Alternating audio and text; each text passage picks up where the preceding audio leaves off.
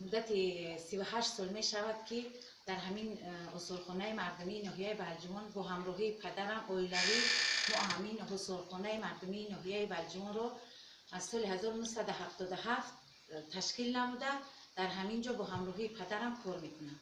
از مردم همین نگاره‌های تاریخی که شما در همین جا میبینید همه همین ها رو از مردم ناحیه بلجوان ای کوه و پشته و ای ناحیه های همین دوردست ما جمع کرده آورده در همین جا اصولخانه مردمی ناحیه رو تشکیل کردیم. پدر من یک روز یک کوزه رو آورده میگفت که دخترم ایره توزه کن. میگفتم پدر ایره چیکار میکنی؟ گفت که بچم خب کته من میارم تو توزه کدمان. اون میآورد من توزه میکردم میموندم، من میگرفتم توزه میکردم میموندم. یک روز یک تا دو تا سه تا استوسته بعد 20 تا رسید، 20 تا 30 تا رسید، استوسته بعد 300 400 تا نگاره ها تشکیل یافت که در این بنا کتابخانه بود.